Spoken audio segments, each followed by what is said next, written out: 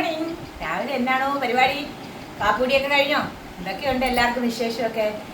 നമുക്ക് പ്രത്യേകിച്ച് വിശേഷങ്ങളൊന്നുമില്ല. ഇന്ന് തിരുവാതിരപ്പുഴുക്ക് പുഴുങ്ങണം. അതിനുവേണ്ടി രാവിലെ തിരുവാതിരപ്പുഴുക്കിനുള്ളതൊക്കെ എല്ലാം എടുത്തിട്ടുണ്ട്. അതും പുഴുങ്ങണം.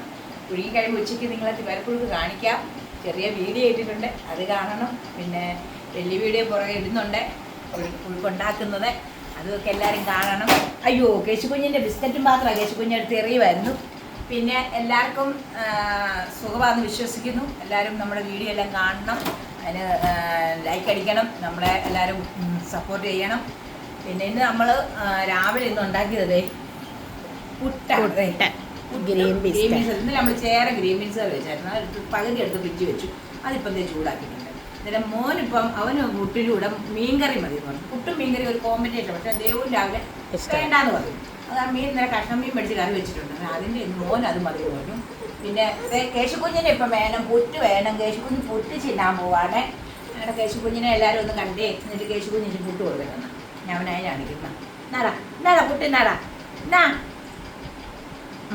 കണ്ടോ? കേശുകുഞ്ഞ് പുട്ട് ഇന്നേ, കേശുകുഞ്ഞ് പുട്ട് ഇന്നേ കണ്ടോ?